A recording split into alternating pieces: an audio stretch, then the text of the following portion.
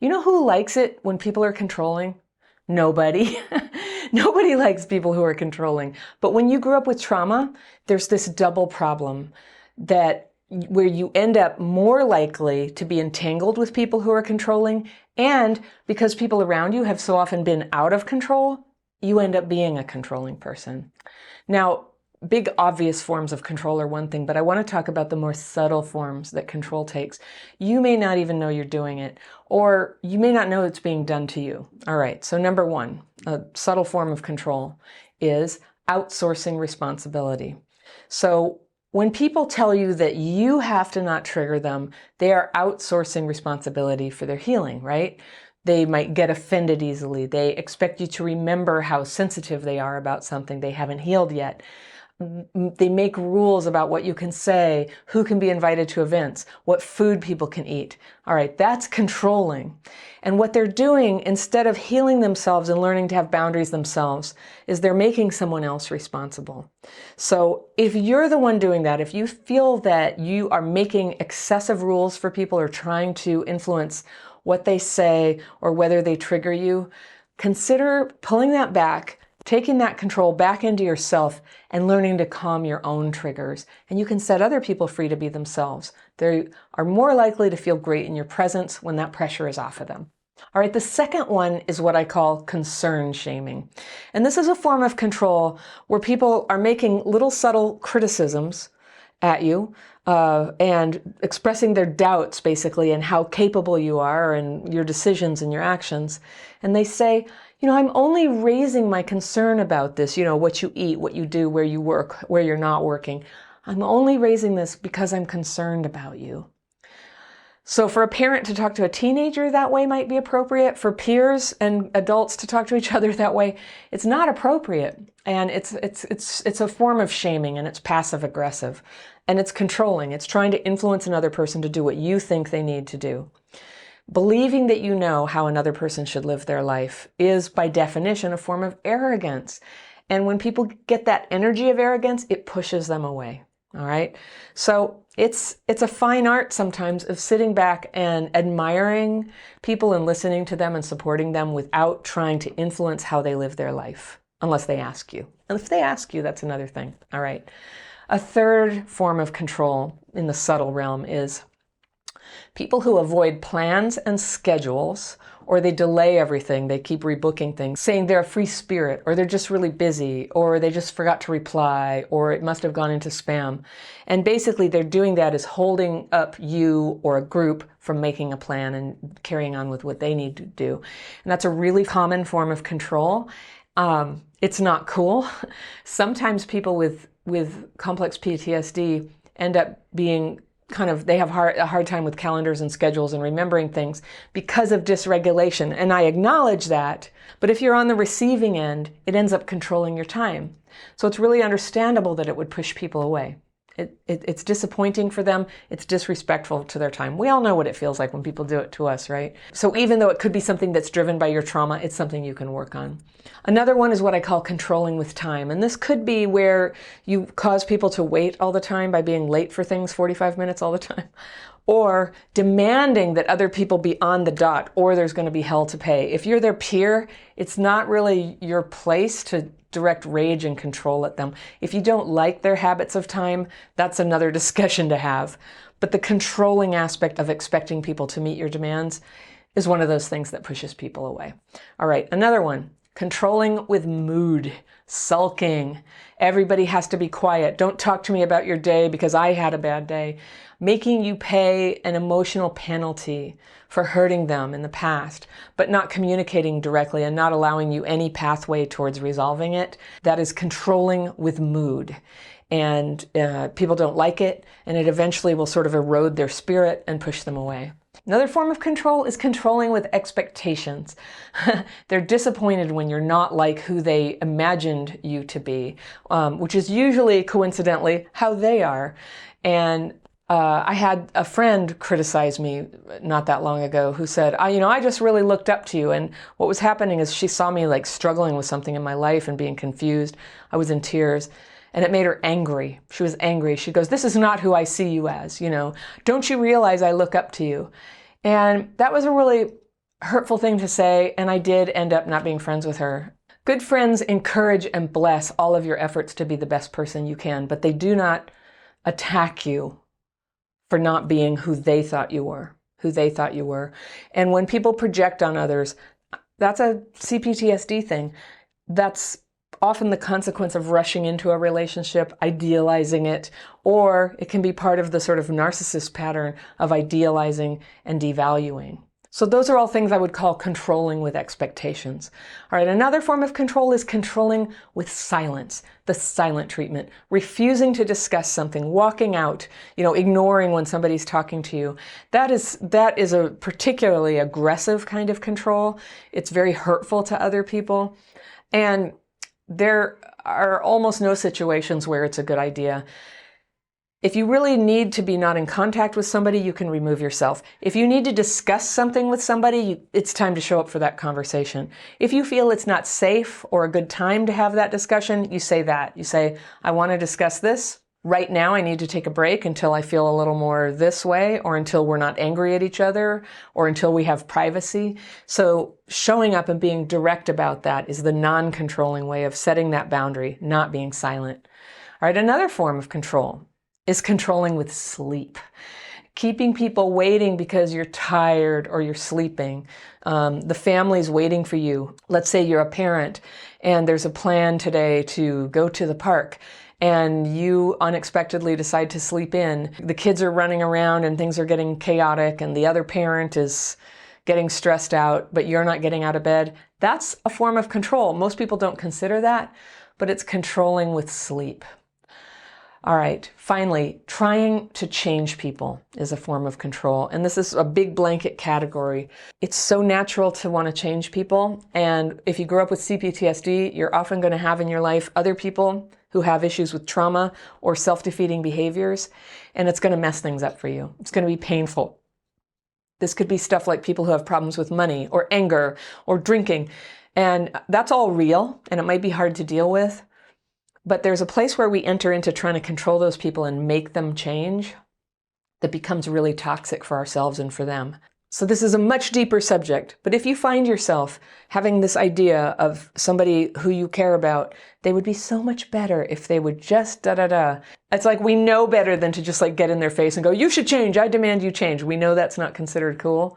But so then it comes out in these little subtle ways where you're just like, oh, I heard about this book you might like, and magically you bought it and you're pushing it under their face at the dinner table. Or, have you tried, when somebody tells you they're struggling with an addiction or something, have you tried da-da-da? And just assuming that they're asking you for things as if they just said, I don't know what to try. Could you possibly give me some examples of things I could try? Then you would say that. But offering these subtle little things of like pressure to change, it pushes people away. People are really remarkable and capable of making positive changes in their own lives without pressure on them. And a lot of how they do that, and I learned this through a lot of years checking out Al-Anon, which is a really great 12-step program for families of alcoholics. And they taught me a lot about the experience of letting go of trying to change people and being wonderfully surprised at how they just went ahead and conducted their lives anyway. And it was better than it would have been with me pressuring them because there wasn't just all this friction, pushing them away, making things tense, making them feel criticized, making them lash back out at me. I just let them be themselves, and people will tend to work on themselves. Some people can't change right now, and sometimes the best thing you can do is to offer them love and acceptance and have some boundaries about what you can handle about the situation they're in, but not to keep putting pressure on them. When you are a loving and safe presence for people who struggle, you are more trustworthy and more likely to be the person they come to on the day that they want to say, hey, I need some help. Could you give me some suggestions? And there you will be for them, ready to go. Is it possible to be addicted to a person? Toxic relationships are not technically a substance, but the behaviors they can drive you toward look very much like a substance addiction. When it's happening to you, it's almost like you're under a spell. And you should get away from the person and forget about them, but one little bit of contact with them can start the whole destructive cycle over again. So this is another form of what is called limerence. And that's the name for an infatuation or an obsession for someone who's not actually with you, or not entirely anyway. And a lot of people have asked if you can have limerence for someone who you actually do have some kind of relationship with. And so I wanted to share the story here of someone I'll call Martin. And here's what he says. About a year ago, I met a woman I'll call Angela. We entered into a relationship pretty quickly, and it was very intense by my standards. We've been broken up now for several months, and I'm still suffering. The relationship was only good for about 3 months, but I think I'm experiencing a trauma bond, and the relationship has the markings of emotional abuse and perhaps narcissism, though I'm hesitant to label or diagnose, and I hoped you could help. Before I met Angela, I had a feeling about the kind of relationship I wanted to have. I wanted a partnership with someone who wanted to grow together, and this was kind of new for me. In the past, I used to just approach relationships with a see how it goes attitude, but there was never a goal. And for the record, I'm a divorced father of 2, and my past relationships, even though they didn't work out in the end, were pretty good. With Angela, I went into it knowing I wanted a lasting relationship, and she let me know pretty early that she was on board. There was a lot of synchronicity. It felt magical. We were texting all day, every day, having video chats and spending a lot of time together where we talk about the future. Within 3 months, we were talking about collaborations on business ventures and perhaps even moving in together in the near future. About this time, we went on a trip together and everything suddenly changed practically overnight. We had been at a big festival and I had to leave and go home, and she stayed longer. Before I left, she said that she could feel herself withdrawing and something about sabotaging the relationship, and that I would be more hurt than she would be. I asked her what she meant, if she meant we should break up or something, and she deflected and talked about plans to move in together in the future. After I got home, I got a call from her, and she said she didn't want to be in a relationship anymore. She said she wasn't relationship material. I said, so we're breaking up then? And she said, whoa, stop thinking in such extreme terms. She said, that is linear thinking. She went away to her folks' place for a while, and I thought, well, we're not broken up yet. Let's just see what happens. Now, this is where I get mad at myself. The whole dynamic went on through the summer, where we weren't broken up, but we weren't in a relationship. Her communication at this time was cold, the total opposite of the first 3 months. I knew it wasn't healthy for me, but when I would start to pull away, she'd want me back. She called me from a cafe and blamed all of this on her avoidant attachment disorder. She said I was the love of her life and apologized, and said she wanted to heal and grow together again. So then I'd take her back thinking, well, if she's aware of this attachment issue, maybe we can work with it. And then as soon as I'd get back into it, the cold communication started again. For example, when we were at the festival, she had uploaded a lot of photos that were taken of us together there. She put them on her Facebook page. It didn't really bother me, except that there was no communication with me about it. And then when she had that flip happen, when she turned cold again, she took all the photos down. Then later she'd put them all up again, still not communicating with me, and then take them down again. And through all of this, there was no communication. And I asked her at one point, why did she take the photos of me down? And she said, well, they gave the impression that we're in a relationship, and we're not. Another time over the summer, those photos came up again, and she denied that she ever put them up and took them down again. The worst thing about all of this is the confusion. Yeah. That's just one example of back and forth, but it went on for months, and that's why I get angry at myself. I feel like I betrayed myself, and I enabled her. If she saw me pulling away again, she'd send me a playlist with love songs. She told me once that she was afraid I'd leave her, and so while she was away, she started a journal of her uninhibited thoughts and promised to send them to me or to give them to me when she got back into town. And of course, that never happened. She came back, but never spoke about the journal again. By this time, I felt like any attempt to communicate with her was going to just be confusing. I never knew who was going to show up. I told her I needed time alone, and I made that clear. The word breakup did come up. It was brought up by both of us, but first by me. She said, is that what's happening? And I nodded. I circle things that I want to come back to when I'm going to read the letter again, and we're going to come back and talk about parts of this. So she looked sad, and I asked for no contact and for her to just let me be, to let me be in my power, to let me be grounded, to not be confused, to connect with my soul again, to connect with the feeling I had before we met. The next morning, she sent me a selfie because she was starting a new job. And I texted her to say, "You look good. They're lucky to have you, but please, no more contact." She waited 2 days and said, "I'll wait for you to contact me." Then she sent a little sad face emoji and another and another. And within a couple more days, she just started flooding me with texts incessantly and trying to call using guilt. It was all about her. She said, "I'm trembling inside. Please have some compassion." She wanted to meet to come get some kind of closure with me. When I didn't respond at all, her tactic went from guilt to anger and then rage. She started smearing me on Facebook. It may be going on still, but we've blocked each other. After a couple months, though, I sent her a letter explaining my timeline, how I understood what happened between us, that it seemed like she felt entitled to me and she didn't have to respond, but I wished her the best. She didn't respond for more than a week, and when she did, she said, "I received your letter and I will answer it soon." I didn't expect anything, but maybe a month later she called and said, "I'm just calling to tell you I will not be answering your letter." But the texts started again. "Come on, we're friends. Show some compassion and be there for me." And my problem is, I want so badly to answer her texts. It's like an alcoholic who wants to take a drink. If I text her, I'll be hooked again. I've come so far getting over her, but if I connect again, it'll be like starting from day one. What I really want is that feeling that I had before we met. I know how I want it to feel, and I've learned what to look out for. I was stronger in my boundaries in the beginning, and then it all got lost. But I'm getting stronger now. I'd love to meet someone really wonderful and live our lives together, but I haven't quite gotten free of the pull of this woman I know is out there. I can't get over it.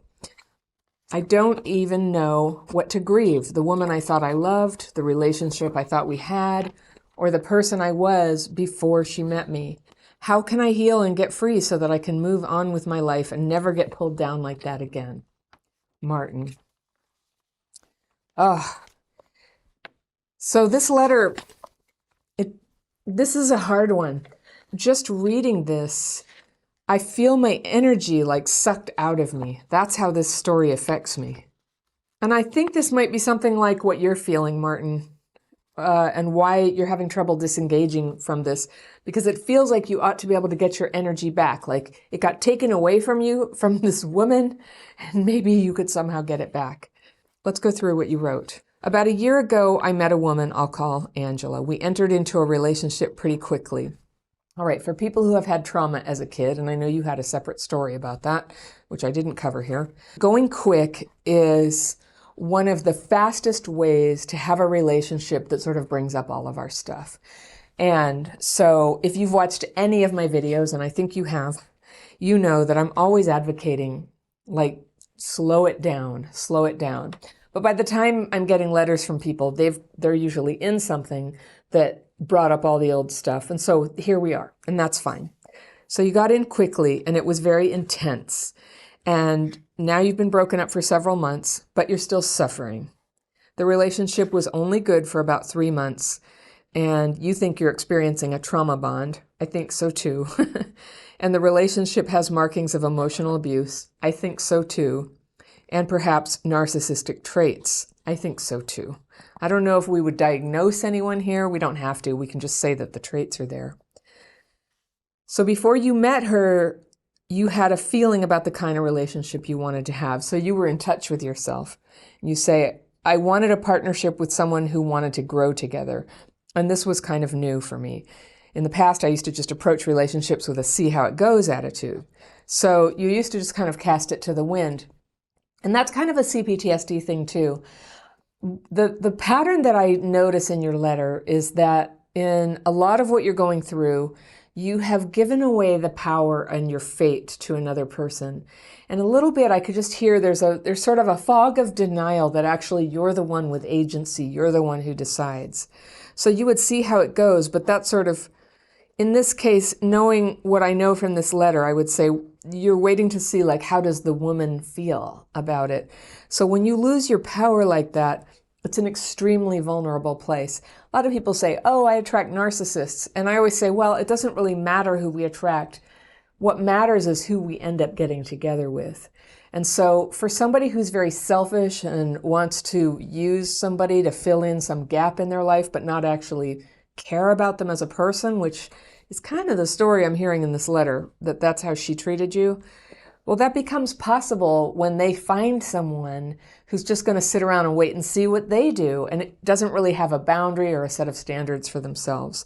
You have standards, but they got wobbly here around her. And I can only guess, she must be very dazzling. I don't know, beautiful, talented, charming, fun. So a lot of great things happened there to sort of draw you in. But then it's a foggy world where you have no defenses. That's the feeling I get about this relationship. So you didn't have a goal in previous relationships. And for the record, you're a divorced father of 2. Cool. Having kids puts extra premium on having a healthy relationship if you have one at all, because it's so important for the kids, right? To model that for them. So fantastic that you're not in this relationship anymore, and that's not going to influence the kids any more than it may have already. And that your past relationships have been pretty good, even if they didn't work out. But with Angela, you went in knowing what you wanted. She let you know she was on the same page. She wanted a big future, big, long-term committed relationship that you would grow together. Sounds really good. And then you got really enmeshed. You were texting all day, every day. When people fall in love, they do that. When it has a sort of dark side to it, that's when we call it enmeshed. And so even the most pure love, when it doesn't have any oxygen from the outside world, when you're just completely into each other, texting all day, every day, video chats, talking about moving in together, getting together, and always being about the future, that's really vulnerable. And so, Martin, I know that you're, hoping to meet somebody great. And so just as I go through this, one tip I'm going to give you here is when you are dating, be very careful about talking about the future. The future is something you could really, I always suggest to people, like, if you have a criteria, like, I'm looking to get married, I have kids, and you would be their step parent. Those are things that kind of need to be floated out there fairly early in the dating relationship. But talking about the future and trying to imagine it and construct it, especially if you have attachment wounds or trauma, or one of your parents or both of them were very neglectful to you, it can be a really vulnerable thing. It can be prone to fantasy and limerence. So even though you're sitting with a real person right in front of you, you're interacting with a fantasy person. And I would say this person was interacting with some kind of fantasy of her own. I don't know her, and she hasn't written in, and she can't speak for herself here. But something's going on there. Some people call it future faking. I want to move in with you. It turned out very quickly that wasn't at all where she was coming from.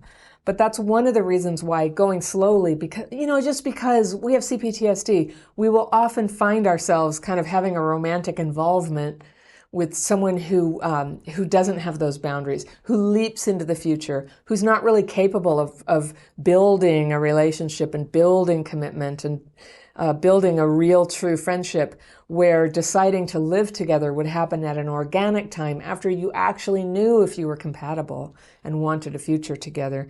I think, when you get to be north of 40, and younger really, moving in together becomes, many of us have had the experience that it's not easily undone. It's something to take extremely seriously. Some people just don't even do it. They get married or they live separately.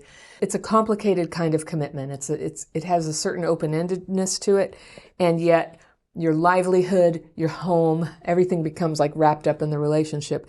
And if you have that wound inside and you have that fear of abandonment going on, having your home wrapped up with an unreliable person and your money and your social circle and all that stuff, it's just too much to lose. And you could end up clinging to a bad relationship much longer than you should, or losing it altogether because the person leaves you.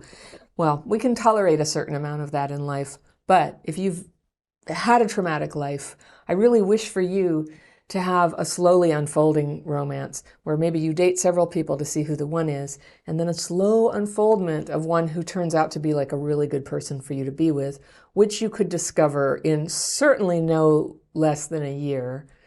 Usually more like a year and a half, 3 years would be a normal, healthy time to be dating somebody before you decide to stake everything on them.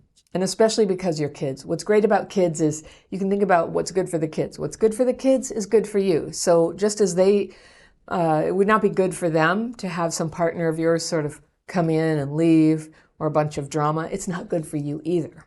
So this is where the story gets odd and hard for you. About this time you went to a big festival and everything suddenly changed. It was like overnight, just boom. So you were going to move in together. Everything was so great. Then when you had to leave and she stayed and she said some weird thing about feeling like she was withdrawing and maybe it was over and you're just, and then she denied when you said, are we broken up? She's just like, what are you talking about? No, we're moving in together. Very confusing. Very, right there, the red flags are just starting to like, it's a red alert. Okay, after I got home, I got a call from her. She said she didn't want to be in the relationship anymore. She said she wasn't relationship material. By the way, when people say that, even though sometimes that's a cover for something else that they don't want to tell you, like perhaps what might be the case here is she met somebody else. But it means they're not. When somebody wants to be with you, how you'll know is because they are with you, because they don't want to risk losing you, okay? And so they don't mess around with scaring you or saying they're not relationship material. They're going to put on their best behavior and try to impress you. So then you said, so we're breaking up, and she said, whoa, stop thinking in such extreme terms. And she said I was linear thinking. Okay, this is hallmark. Everybody gets mad when I say this. There can be all kinds of ideological and spiritual abuse, but accusing you of linear thinking is a kind of ideological abuse or maybe spiritual abuse, like, when monogamy is expected and had been promised, and you're accused of being too much in your head or thinking too linearly. It's like more red flags, red alert. You're not too linear of a thinker by asking, are we broken up, when she says she doesn't want to be in a relationship with you. So this is just like all out gaslighting here and saying you're too linear, you're too extreme. And it sounds like, I'm just going to read between the lines here. Well, I'll read about the next part here about the Facebook pictures. Then she went away to her folks and you thought, well, we're not broken up yet, so let's just see what happens. And I circled that, Martin, because you said that in the past you used to have this, let's just see how it goes attitude and no goal. So this is the point where you really surrendered your goal and you're just like, well, let's just see if she comes around and wants to be with you. And at this point, I think if you were stronger and more healed inside, you'd be going, F this person. They're being awful and inconsistent and blowing hot and cold and saying terrible things and accusing you of being too linear, that you want to know if you're in a relationship or not. At that point, I think that would be, it's a pretty obvious time to break up with somebody, but you think, let's just see what happens. And maybe you mean, like, let's just see what your heart tells you. But how this story plays out, I just see you getting tossed around on this stormy sea of this other person and her whims for you. And that her whims for you have everything to do about what's convenient for her and never anything to do with how you might feel. And I'm guessing that there was a precedent for that in your childhood, that people did not take seriously what you needed and things were all about them. All right. So then you said, this is where you get mad at yourself. Good, healthy anger. The whole dynamic went on through the summer where you weren't broken up, but you weren't together. How convenient for her, right? Her communication at this time was cold, the total opposite of the first 3 months.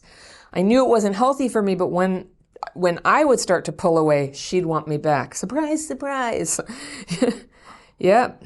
She wanted you not here, not gone. She wanted you right about here. Probably for not evil reasons, but that's just kind of where she wanted you, and she knew that wouldn't work for you. And so, she just kept saying, she just fed you what you wanted to hear so that you would stick around. It's nice to have somebody kind of waiting in the wings for you. It sounds very much, though, like she wanted to appear single for one or more other people and just keep you kind of as a backup insurance policy. And that's very harsh to say, but that is definitely what I'm sort of detecting here. All right. You knew it wasn't healthy for you. No, it wasn't.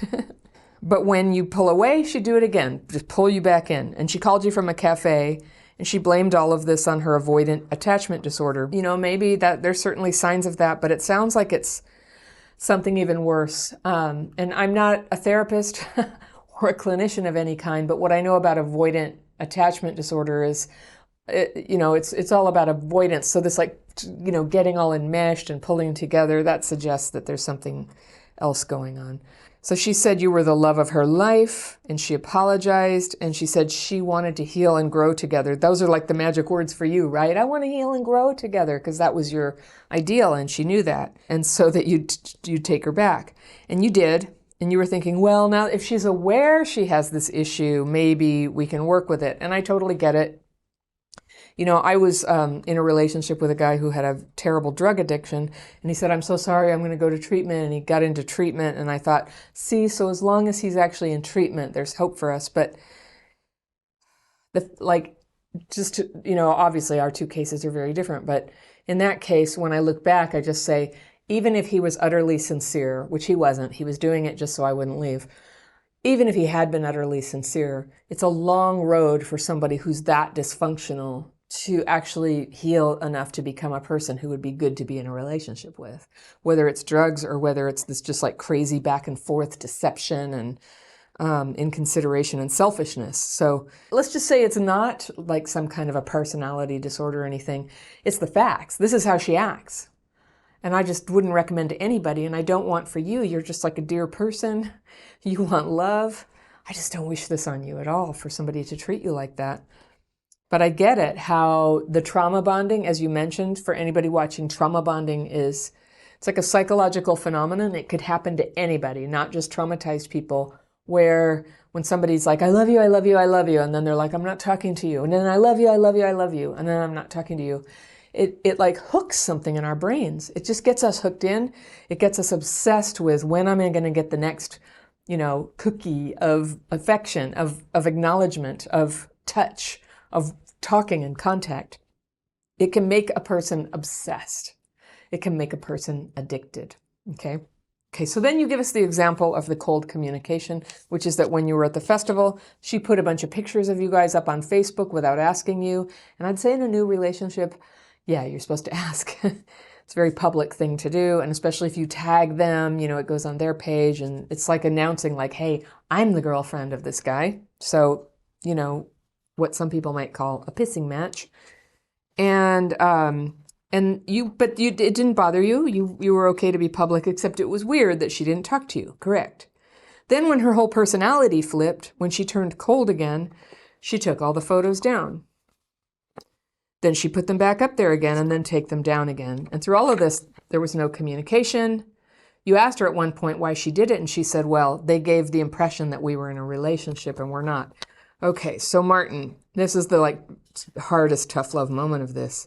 Why would somebody at a festival take pictures down? It's so that they can appear available to somebody else. I am getting a strong sense there was somebody else, or many people. I doubt it was like the love of her life or anything worked out great, because she's very erratic with this stuff.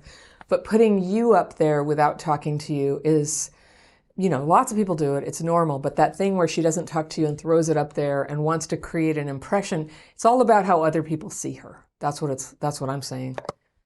How you feel about having the pictures put up, how you feel about having them taken down, don't matter to her.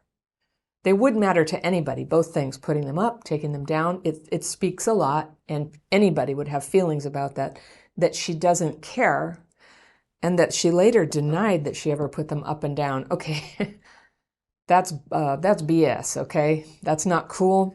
That's a utter self-centeredness, and she seems to be completely driven about how other people see her and doesn't want to appear to be in a relationship. And there's only one reason why people do that. Okay. The worst of it, you say, is the confusion. That was just one example of the sort of back and forth of hot and cold. It went on for months, and that's why you get angry at yourself, which I understand. You feel like you betrayed yourself, and yes, but I understand how that happened. It could happen to any of us, really. It has. And you enabled her. I guess so. Yeah, you could call it that. if she saw you pulling away again, she'd send you a playlist with love songs. She told you once she was afraid that she'd get left, and so while she was away, she started a journal of all her uninhibited thoughts. I'm guessing that's some sort of sexy thing, and promised to send it to you or give it to you when she got back into town. Man, what a manipulative hook. Basically, like if somebody was an alchemist and tried to take a man's brain and just put a giant gaffing hook in it and go, just yank it, but then just throw it aside, I'd say that's how to do it, you know? That would be how to do it. So it never happened. She came back. It was never spoken about again. But this time, you felt like any attempt to communicate with her was going to be confusing, and you were right, Martin. You never knew who was going to show up, and so that's interesting. Yeah, just like a totally unstable personality there. I'm sure not going to be surprised if she was traumatized too, but just because we're traumatized doesn't give us the right to trample all over other people. It may give us difficulty in relationships. It may cause our personalities to go out of control.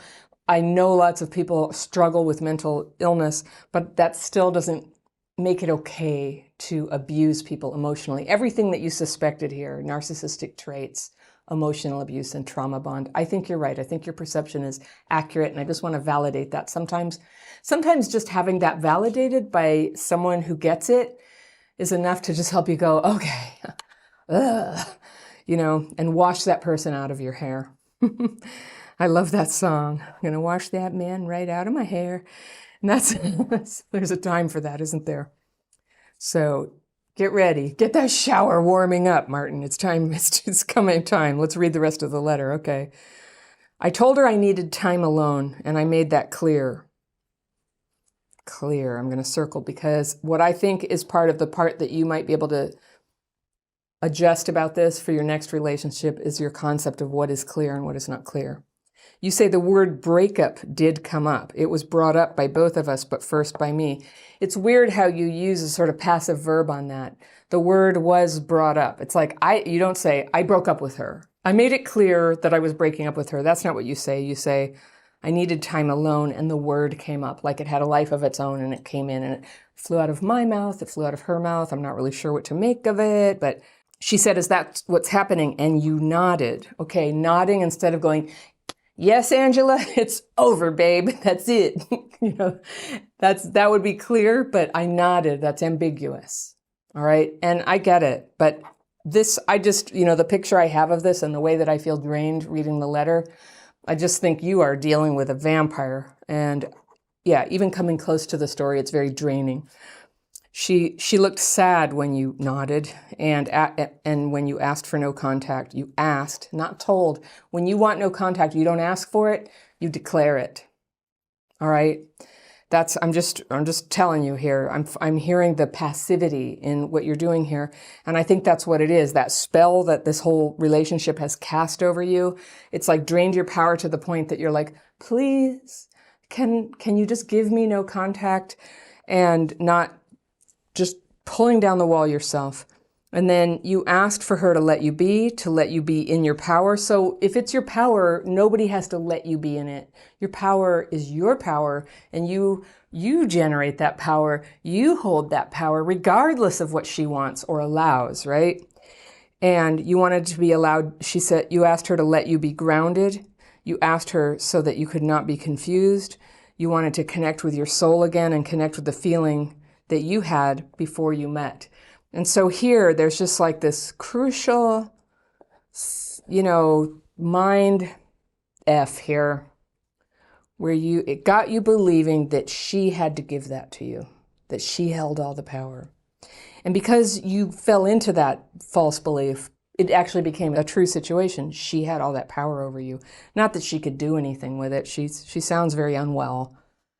But the next morning, she sent you a selfie. So you said no contact. So she sends you a picture the next day because she was starting a new job. So you had said no contact, but did you have no contact? No, you typed back and said she looked good. Oh, you made her feel good about herself. And you said they're lucky to have you. But, actually, I don't think they are. Based on how she treated you, I think that it's very unlikely that that's going to go very well for people. But you gave her the compliment, and I just, that's a clue sometimes when somebody is emotionally abusive to you and you're like, you look good, honey. They're so lucky to have you. Like, in what dynamic do we do that, right? The dynamic would be more like narcissist and codependent. Again, can't diagnose anybody, but that's the dynamic that looks like. Then you say, please, no more contact. So again, please, like you're begging her for no contact. And if you're serious about no contact, you can do it. You block the person, and if it comes to it, you can get a restraining order. And I don't think that would be totally out of line here because of what she ended up doing, okay? And then that's where you tell us about this. She waited about 2 days after you said no contact, so no respect here. And then she said, I'll wait for you to contact me. I could just see her calculating. What can I say to break contact and try to hook him in again? Okay, I'll wait for you to contact me. Okay, but you said no contact. Then she sent little sad face emoji and another and another. So she's just sitting there. It's like with a fishing pole, just casting out with her hook. Come on, Martin, come on, come back to me. But with a hook, just like, ha, ha, ha.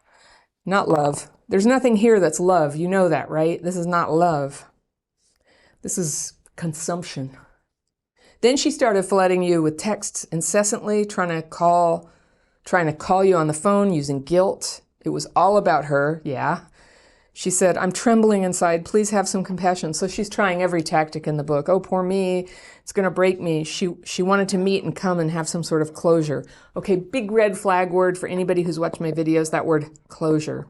In the context of a breakup, closure, sure. If you had a serious relationship, let's say you were married and suddenly the person leaves, or you were engaged, like in a serious committed relationship that suddenly ends and one person never knew why, then having that conversation eventually would be closure. But in this one, you don't need closure. There's no closure. Closure is almost always a code word for the opposite of closure. I just want to get together and talk so we can have some closure means I just want to get together and talk so I can hook you in again, get that emotional ball rolling again, right? So you say, when I didn't respond at all, her tactic went from guilt to anger and then rage. I'm not surprised because she's just trying the full spectrum of tactics to hook you in. She started smearing you on Facebook. Okay, this is where it goes from, I can't tell whether, it's emotional abuse because I wasn't there, but smearing people on Facebook, yes, that is abuse. And it may be going on still, except you've blocked her. Good job. After a couple months, though, I sent her a letter, you say, explaining my timeline. Okay, oops, so you had a relapse. That's what that is. And I know that your mind is thinking, okay, it was a couple months, but I'm just going to say, Martin, what were you thinking would happen if you explained your timeline? Like, what possible good could come from reaching out to an abusive, unstable person so that they know your timeline? Like, oh, now I know your timeline and what you believe happened. And then what happens? They say, oh, I'm so sorry. I was a jerk. I wish, or oh, I'm coming back to you. I realize I love you. You mentioned this. There's parts of the letter I didn't include. We had a very long exchange on it.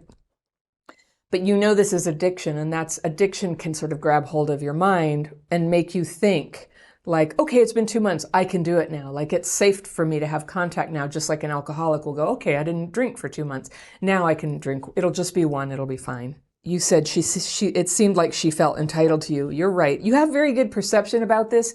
It's just that some part of your brain gets hijacked and just keeps thinking that somehow you can make it change if you just say and do the right thing. And so the rest of our hair just to go, oh yeah, we've done that too, and it never works. Okay. And you said she didn't have to respond, but you know what's going to happen. You said you wished her the best, and she didn't respond for more than a week. Oh, I like that tactic too. Like, let there be a little bit of worry that that you're not going to get back. That's how you sort of build suspense. In a trauma bond, you can never just get back to somebody. You have to delay it so that they just get all wound up waiting for that, so that when they do get a lousy text from you, they're just like, I got a text. That's how trauma bonding works. It always has to be interspersed with neglect and abandonment and just coldness. And then, love bomb, right? When she did respond, she said, this is just to tell you I'll answer it soon. Okay? Then you say you didn't expect anything, but I'm going to say you did, or you would never have written her. And then maybe a month later, she called and she said, I'm just calling you to tell you I won't be answering your letter. Well, when you're not going to answer somebody's letter, you don't call them. That was a hook. That was another one. And I love that. It's like all dressed up as like, I've got boundaries, right? But it's not boundaries. It's a hook and it's a break of contact. But that's okay. We all do it. We're all just trudging along here trying to figure out, how do we love? How do we live life, right? So you're just like everyone here, and you're good. All right. But the text started again. So here come the texts from her, and she starts saying, come on, we're friends. Show some compassion. Be there for me. Okay, more of her tactics. So then you say, Martin, my problem is I want so badly to answer the texts. It's like, yep, that's what they were designed to do. And it's like an alcoholic who wants to take a drink. If I text her, I'll be hooked again, and I've come so far getting over her, but if I connect again, it'll be like starting from day one. So one thing that alcoholics do when they're in early sobriety is they don't go around people drinking. And they sometimes live in sober living houses, and they set themselves up to eliminate the trigger. And the trigger for you is contact with her. It would also be thinking about her, fantasizing that it could have been okay. And so this is, I would class this as a form of limerence with somebody you actually did have a relationship with, but you're having a romance with the idea, with that incredible experience you had in the first 3 months. And even though it went totally to hell, you're still like in love with that her and with that you and with that couple and that possibility that you once had there.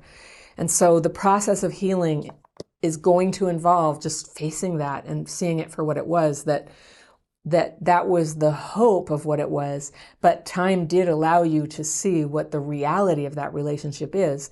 And a lot of what, you can learn a lot about relationships. We're so good at compartmentalizing things because of that crap fit thing from growing up, being very good at sort of compartmentalizing. It's like, I know that, mom and dad hit each other, but we're also a very nice family, and I can show that to the world. We get so good at compartmentalizing abusive behavior from this other part of life that it seems normal to you or possible to you that the person who treats you like this could actually be this, wonderful relationship. And so it keeps your heart engaged with it.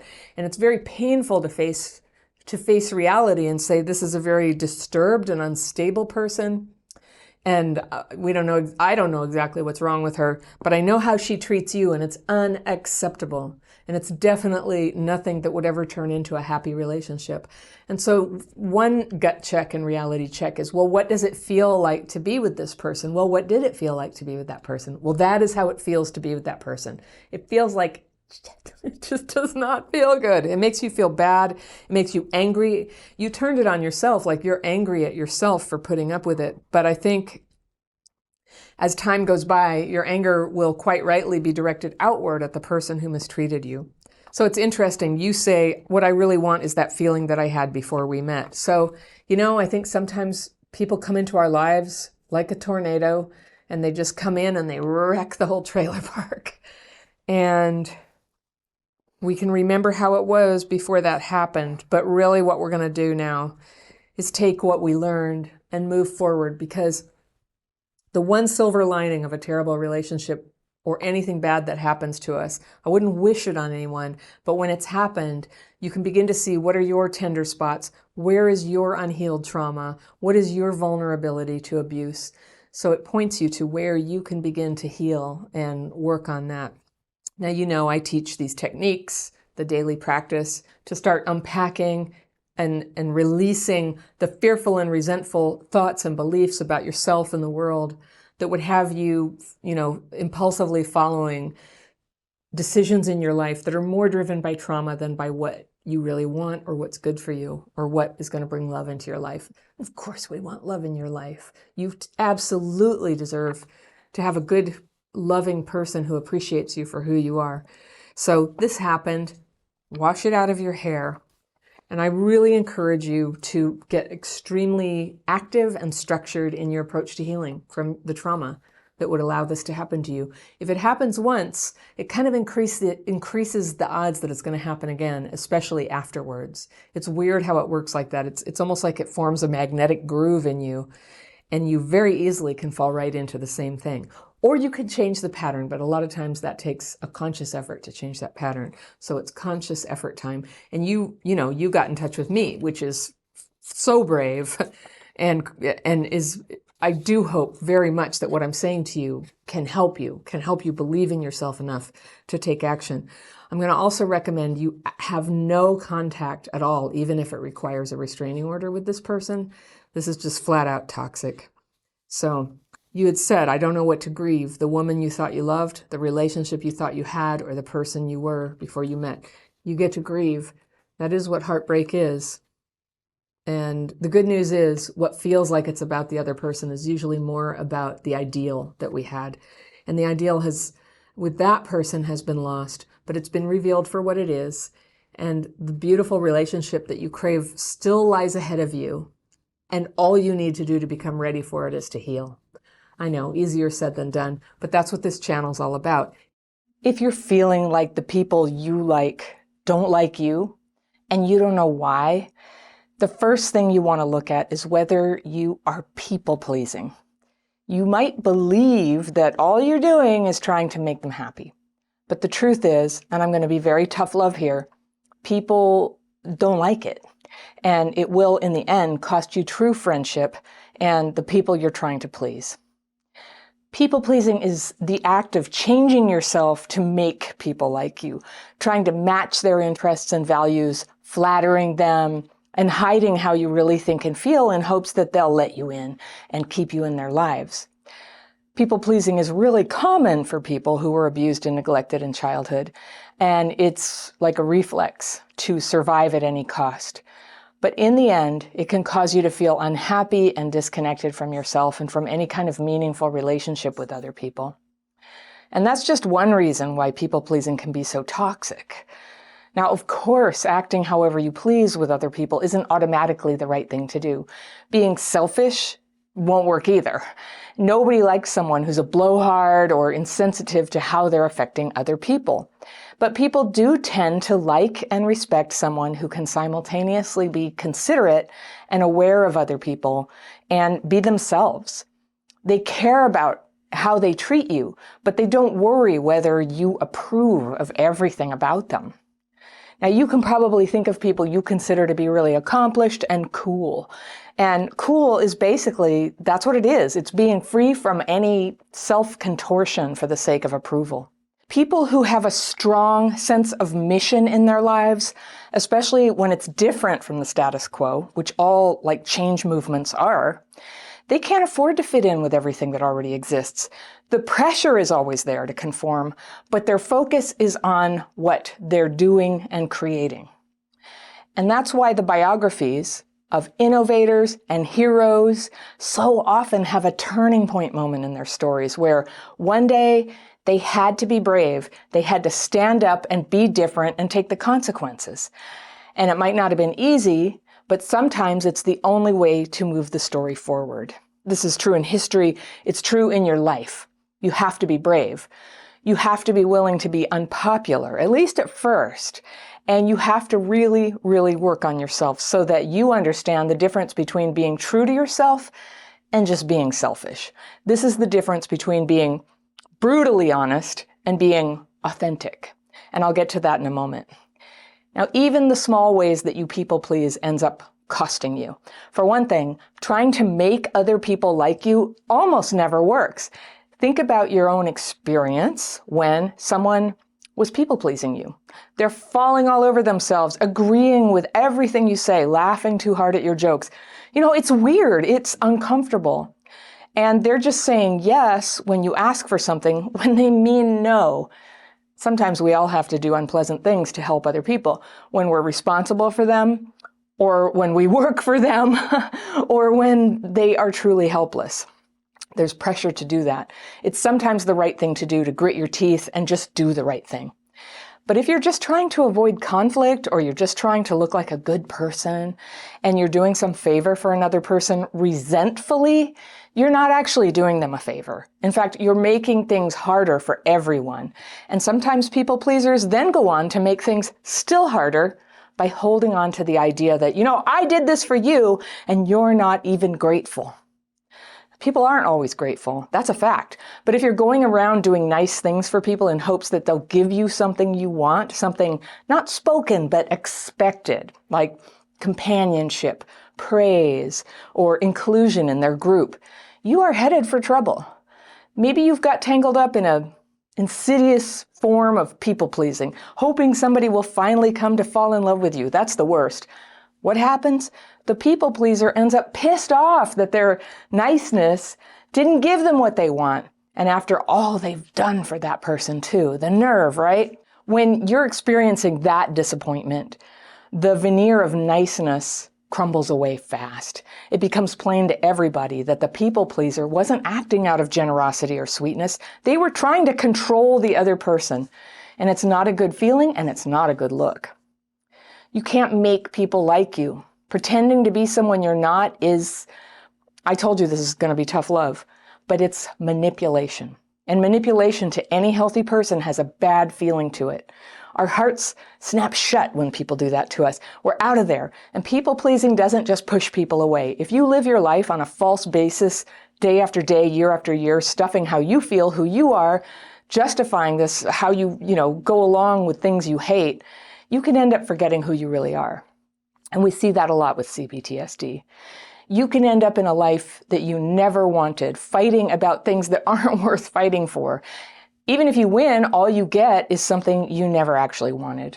So next thing you know, you've developed real skill in hiding from your own common sense, and that can actually put you in danger.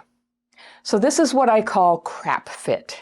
You teach yourself to ignore what you're noticing and feeling just so someone won't get mad at you. In other words, fitting yourself to crap. I advise you not to become good at crap fitting. That's like being good at being a hostage. Sure, the kidnapper's nice to you here and there, but you never get out. And that's how abuse happens. It's how people stay and how abusers get away with it. Staying safe from harm in the short run is survival, but staying like that for a long time is a waste of your life. People-pleasing doesn't win real love. It's not attractive, it's not interesting, it's a turn-off, really. People who don't like themselves enough to be themselves and who are not sincerely interested in other people can be draining to be around. It's good to learn to listen to other people, to care about them, and it's good to set them free to be themselves.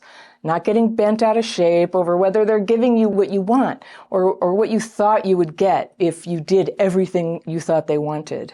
It's good to be polite, but if you resent someone because they don't give you what you want, just move on. Find people whose company you actually authentically like, people worth listening to. That's one of the things about childhood PTSD. If you didn't get adequate attention paid to you when you were little, you can put too much pressure on other people to be the thing that feels like it's missing, that is missing. You can't get your childhood back. You can't get the love of your parents that wasn't given to you when you were a kid. So that feels like it's missing, and you put it on someone else in present time. And if they can't deliver, you're hard on them. This is one of the reasons childhood PTSD is so closely linked with loneliness. Even when you want to be close to people, you're unconsciously doing things to push them away. It's sad, but this is figure-outable. You might have to learn and practice ways of connecting with people that don't come naturally. And this is what I teach in my Connection Bootcamp. You'll find a link to that course down in the description section with all my courses. That one is a 30-day step-by-step program to tiptoe out of your comfort zone and start practicing being your authentic and considerate self, which actually works. You can learn and you can develop workarounds to get you just one step forward, a little more connected, a little more real with other people. Sometimes that's all you need to take the next step. That's how healing happens, a little at a time, staying focused, not giving up, not going, oh, screw it because of a little failure or a temporary setback, because those happen all the time. You got to keep trying. You got to persevere. You would think that terrible abuse by a partner would always make a person pull away and set a boundary and protect themselves. But for some reason, humans are wired with this little glitch that makes us vulnerable to trauma bonding. Now, trauma bonding, which is also called intermittent reinforcement, happens when someone close to you is sometimes loving and wonderful and sometimes hateful and abusive. You never know what you're going to get, But for whatever reason, that on-off pattern, on-off, on-off, instead of pushing you to shut down or flee the abuse, it tricks your mind into holding on tighter. This can happen to anyone, but it happens especially often to those of us who were abused as kids by someone we trusted, someone we depended on. They were kind, they helped us, and then bam, they turned around and hurt us. They were kind and loving, and then bam, they turn around and hurt us. They kind, hurt. They go back and forth. It's easy to spot in other people when they're hooked into this trauma bond. When they do it, you can think of what's called battered partner syndrome, where someone goes back again and again to an abuser. And what you notice from the outside is that they seem irrational. One minute they're very clear their partner's abusive and they gotta leave, and then this switch flips. You can see it happen. And they believe their partner is really good and they can't resist the urge to go back to them. And if this has happened to you, you know how hard it is to perceive when it's happening. It's like a monster hijacks your brain. You can't think, you can't reason. And in effect, it is like a monster. But because you can recognize the pattern in another person, you can learn to recognize it in yourself. And to help you with that, I wanted to share a letter I received from a man I'll call James, who is right now mentally and emotionally trapped in a trauma bond. And he writes, "Hi, Anna. After watching your videos and starting therapy, I've realized my own CPTSD and how it affects me daily. I was abused by athletic coaches when I was young, both sexually and mentally. There then was a massive shift at home where problems with my older sister resulted in me feeling like her protector from my dad and family.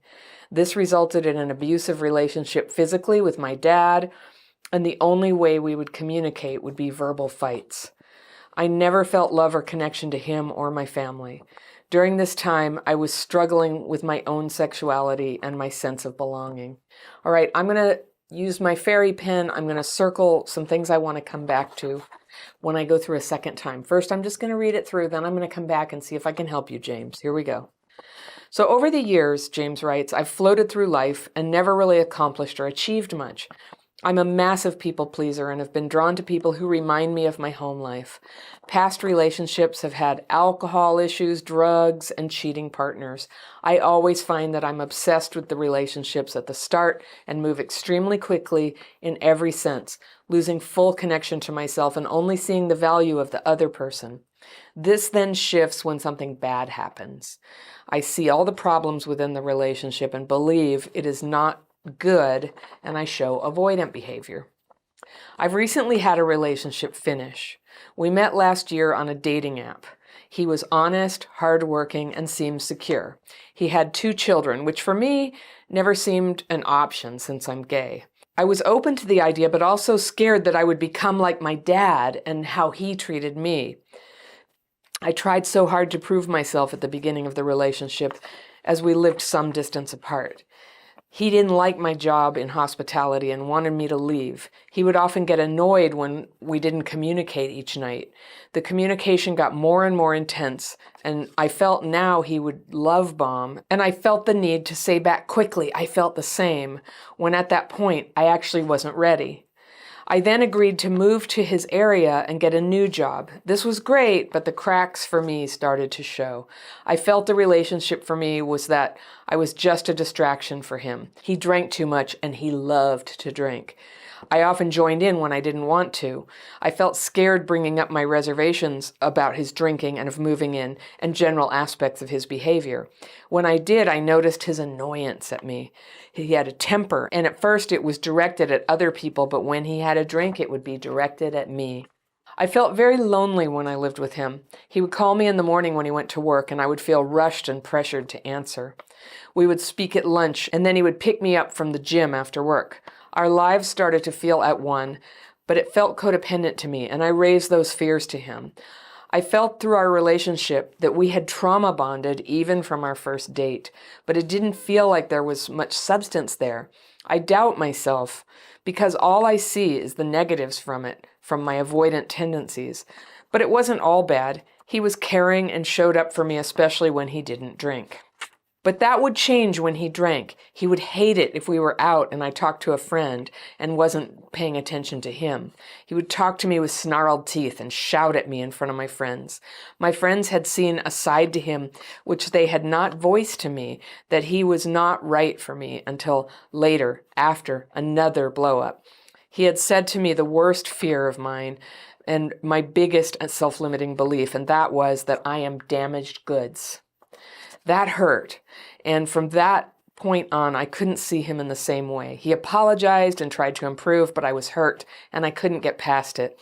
I started to feel like my parents' relationship was happening for me now. We didn't have much to say because of the constant habitual way of communicating, and we would drink and talk about trauma as basically our only bond. But I love him. I moved out of his home after my surprise birthday.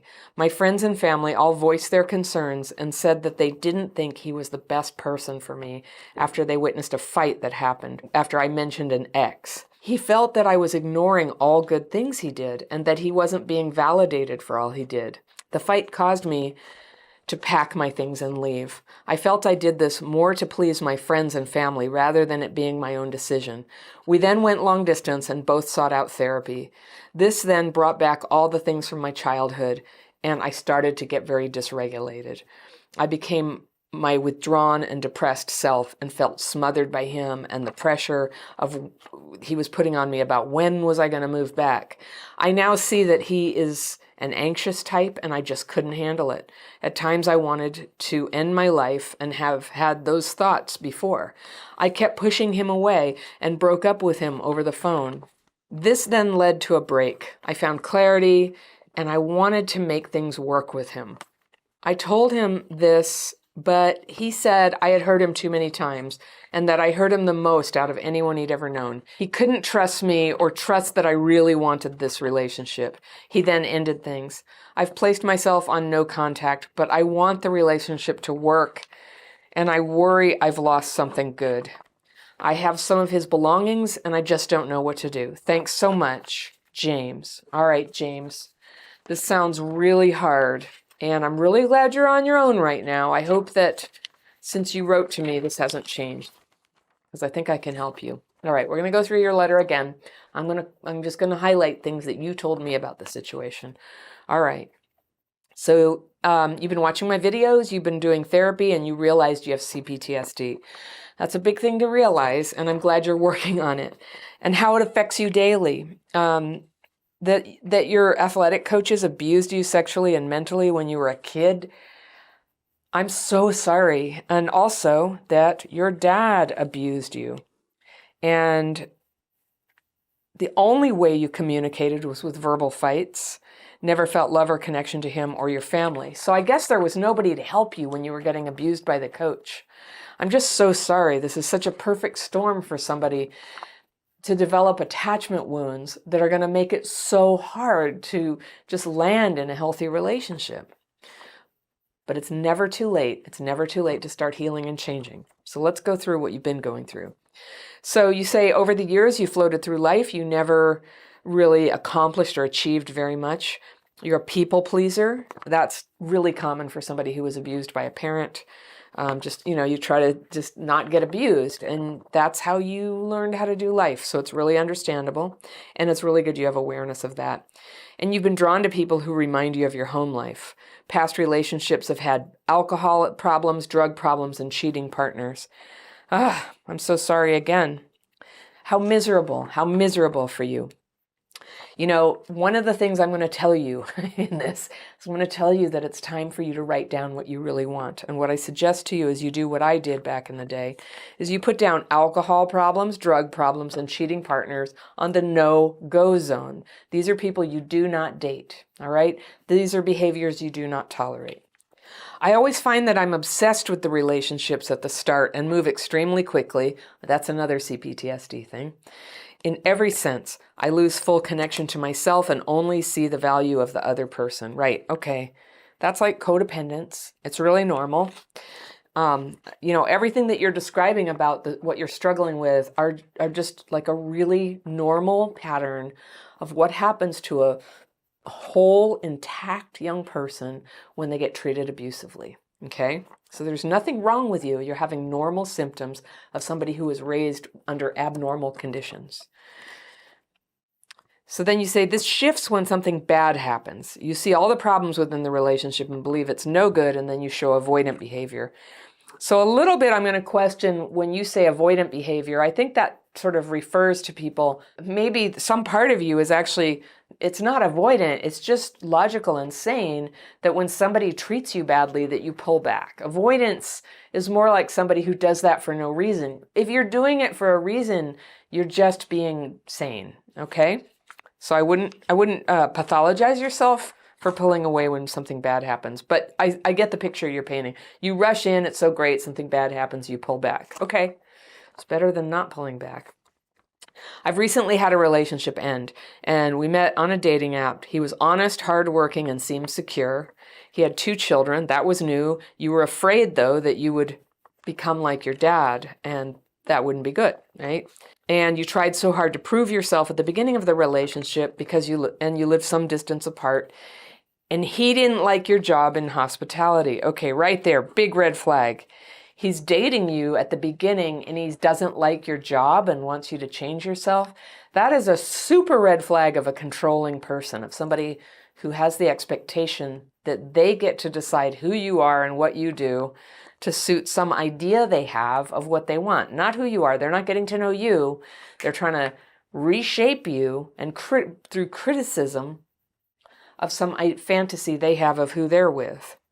And this guy doesn't sound like any picnic, so, it just kind of makes me mad that he thinks you need to change. Of course, like all of us who are healing, we are working on changing, but we're working on changing by what we think is best for ourselves. This is not something that can be dictated by other people, by us. That is wrong. Okay. So he wanted you to quit that job and get annoyed when you didn't communicate every night. Again, red flag, controlling behavior. This is like a precursor to flat out abuse, right? It's also kind of a narcissistic behavior. The communication got more and more intense, and you felt that what he was doing was love bombing, and you would feel the need to say back really quick, oh yeah, I love you too, even though that's not how you felt. You were people pleasing. And that's a pretty, that feels like, that's very hostagey, to feel like you have to say you love him just so he won't be mad. That's not love, honey. That is just not love. But then you agreed to move to his area and get a new job. So that was going on, but this part of you that has CPTSD was like, I know, I'll cut off all my independent life and I'll move to his area and I'll get a new job. This was great, but the cracks started to show, and that's your pattern, right? Like finally you start to see what the problem is. I felt a relationship for me was that I was just a distraction for him. He drank too much and would love to drink. So when you say distraction for him, I think you mean he didn't see you. He couldn't have genuine love for you. He was basically just trying to get out of his own pain. And I believe he had pain because he was drinking all the time. And then you'd often drink when you didn't want to. So now you're saying, I love you too. You're drinking too. This is all just to, so he won't be mad. You felt scared that bringing up your reservations about moving in with him and about his drinking and his behavior, you were afraid of him. But what'd you end up doing? You ended up doing it all, right? He had a temper, and it was first directed at other people, but when he had a drink, he would direct it at me. Why does this sound like something that happened with your dad? So when you're dating anybody, this is for anybody listening, and you see them have a terrible temper at other people, whether it's road rage or animals or their mother or anything, like that is your red flag. People who show a temper with anybody, it's your red flag, and it's a big wake-up call that if they treat other people like that, if you're going to be their partner, you are definitely going to be in the line of fire. So with him, when he would drink, this anger side came out. I've known a lot of alcoholics. Some of them are jolly, they just get really nice. Some of them get sleepy. Some of them get harmless. Some of them turn violent and horrible and rageful and say hurtful things. That's the worst kind. But you were primed for it in childhood to learn to trauma bond, right? So you said, I felt very lonely when I lived with him. Yeah, I bet. He'd call in the morning when he went to work and you'd feel rushed and pressured to answer. Okay, typical controlling behavior of an abuser, and you scared and answering the phone so that he won't get mad. Then you'd speak at lunch. You know what? That's a lot. morning, lunch, then he'd pick you up at the gym. This is somebody absolutely trying to inject themselves and control every aspect of your life. Our lives started to feel at one. I'm just going to say, no, it sounds enmeshed and controlled. That's not what oneness is like. You didn't have any autonomy. It felt codependent. And I'm not sure what you mean by that, but I would just define codependent as your whole identity ends up sort of located in another person and how they feel, and you forget who you are. And that sounds accurate. And you felt through the relationship that you had trauma bonded even from the first date. Yes, it does sound like that trauma bond being that you know, it's like, oh, it's great, it's terrible, it's great, it's terrible. And then the result is that you're hooked in even harder than when you started. But it didn't feel like there was much substance there. Nope. I doubt myself because all I see are the negatives from it. Okay, there it is. There's the trauma bond thinking. I doubt myself because all I see are negatives. It's like, it sounds really negative. And if a person who's abusive and treats you so badly and controls your life is occasionally nice, and then you doubt yourself and say, oh, all I'm seeing is the negatives. When somebody's abusive and controlling, I would just say, focus 100% on the negatives because the negatives are deal breakers. You want to put all your focus on that. It doesn't matter how nice they are in those other moments. That niceness counts for nothing if they turn around and they're abusive, like, oh, you know, they're nice except when they drink, they're abusive to me. That's not going to be happy for you. It's not love. And then this thing where you have to call them all the time and you're scared to not answer the phone. This is an abusive relationship. Yeah, God, I'm so sorry. Okay. He wasn't all bad. He was caring and showed up for me, especially when he didn't drink. So caring and showing up for somebody don't count if they're interrupted by somebody abandoning you, destroying you, tearing you down. Okay, so it changed when he drank. He would hate it if you were out and you would talk to friends and wouldn't be with him. Okay, again, super classic controlling narcissistic behavior that culminates in abuse. You didn't mention whether there's violence. I sure wouldn't be. I'm almost surprised if there wasn't violence and it would be leading there. Talking to me, he talked to you with snarled teeth and shouting at you in front of your friends. Oh, how humiliating. I'm so sorry. But I'm glad your friends saw it so your friends could give you a reality check. And I know you didn't really believe them at first, but they said they didn't feel he was right for you. That's a nice way of putting it. They saw him blow up again, and then they told you how they felt. And then your boyfriend said to you your worst fear and said that you are damaged goods. And that hurt you. Like that was the thing that drove you away. And I'm actually really grateful that some part of you was intact enough and self-respecting enough to go, you know what? That's over the line, damaged goods. Now, in one sense, look, every human being is damaged goods. But what you are is you're resilient goods. You're somebody where stuff happened to you when you were a kid and couldn't possibly control it. And yet you grew up. You love people. You work. You go to the gym. You have friends, right? So actually, you're a miracle. You're a miracle to have gone through the abuse you had as a kid and survived, and that here you are persevering, and you're watching my YouTube channel, which I'm honored, right? And you're writing to me, which is good. You're opening up the window, like, can I get some perspective here? I think this is like the most great thing possible. This is empowered goods. It changed then. He apologized. He tried to improve, but you were hurt. You couldn't get past it. Good. If that was the thing that did it, it sounds like there were many things before that could have been the thing. But if that's what did it, good. You got out. And yes, maybe it was like your parents' relationship. Yeah. We didn't have much to say because of the habitual way of communicating. And then you would drink and talk about trauma as your only bond. I can't think of any bigger downer. And how boring. Just drink and go, oh yeah, you know what happened to me? Yeah, me too. It was terrible. Like, I don't want that for you, James. I want you to have somebody who inspires you, where you have things to talk about that are uplifting and empowering and give you ideas. And that, by the way, is the sign of a relationship that is good, is that when you're with that person, it inspires you to take a step up. Not brings you down, not alienates you from your family and friends, but inspires you to do something you didn't think you could do before. That's a sign that it's a good relationship. So this is one of the things I want you to remember, is that even when your wounds have you trauma bonded and you want an external reference for like, am I doing it again? Am I trauma bonding? Am I letting myself get walked all over? Ask yourself, have I become a better person as a result of this relationship?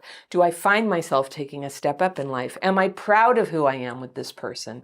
Am I proud of this person when they're seen with me? Those are some, you could just like write those down and put them on sticky notes on your refrigerator, so that when your mind goes blank, which that's what happens with CPTSD, it's not your fault. It's like a physiological reaction to stress that develops during abuse when you're little, and you can't think straight when it's happening. That's how it happens, all right? So you write notes for yourself, and then you enlist your friends to know what your goals are and ask if they can help you when this stuff happens. You can text them when you're in the middle of it. I mean, I really hope you don't go back to this guy. All right. So what happened was, after a birthday, your friends and family all said their concerns, and they didn't think you should be with him. They saw a fight, and the fight happened because you mentioned an ex. Okay, classic abuser. Your boyfriend felt that you were ignoring all good things he did and that he wasn't being validated for all he did. Yeah, you know, maybe he has trauma, maybe he's just always looking for validation, but he's not going to get it through abuse. Nobody abusive is going to get validated. It's just going to be more pain and more pain and more pain. You know, and I hope he finds peace, but not with you. Not with you. This is a toxic combination here. And so then you went long distance and both sought out therapy. So the door was still open, but you had moved out. And then that brought up all the things from childhood. You started to really look at your CPTSD, and you said you started to dysregulate. So it started to get hard for you to keep your head together while you were looking at all of this.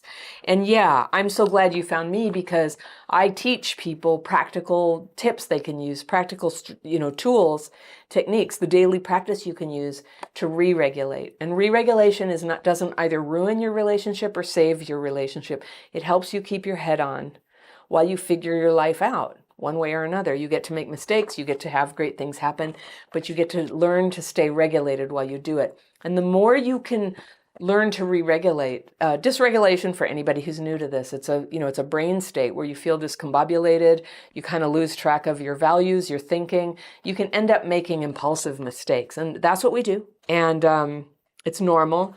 But if you can learn, everybody gets dysregulated. People with CPTSD get dysregulated more often and have a harder time coming back. So that's what we do. We teach ourselves to come back from dysregulation and get re-regulated as quickly as possible and spend more time regulated so that we make fewer mistakes. We still make mistakes because we're human, but we recognize them faster and we're able to walk them back. That, combined with supportive people who understand what you're working on, who can help you when you're feeling confused, when you feel like you want to go back to a bad thing.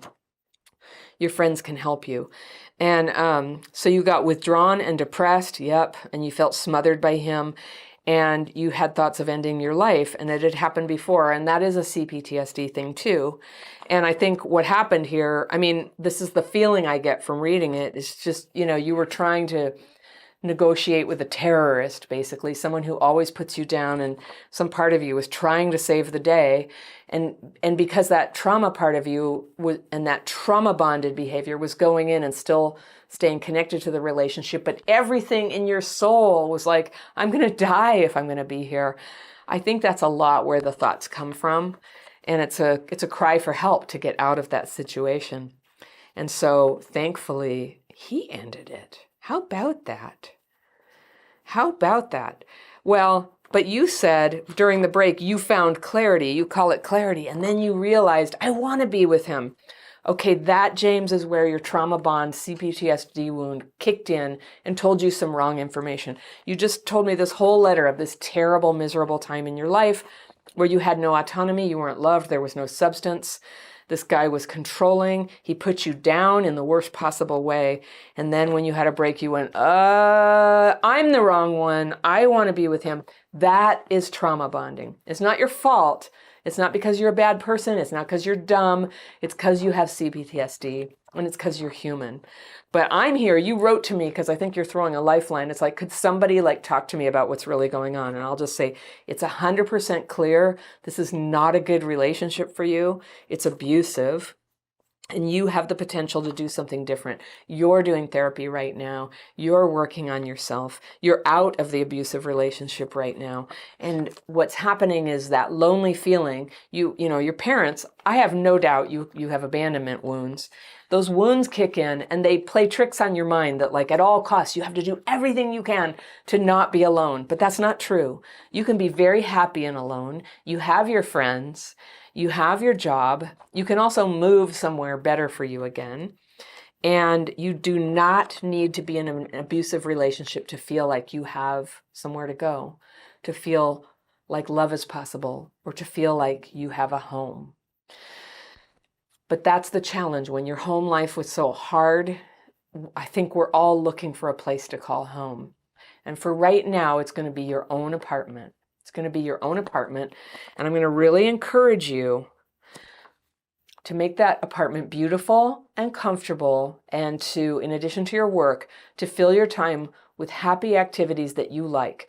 If you like, for example, colors in your apartment, I want you to spend a little of your budget on making your apartment beautiful the way you like it. I would love for you to have a really comfortable place to sit down. Like buy some pillows if you need to, get something to put your feet up, like treat yourself the way that you never got to be treated by somebody else. Start to send that message to that hurting soul inside that you matter, you're lovable, you're good, you get to have the good thing. And then when the day comes that you're going to be dating again, I'm going to suggest you go very slowly. I have a dating course you can take.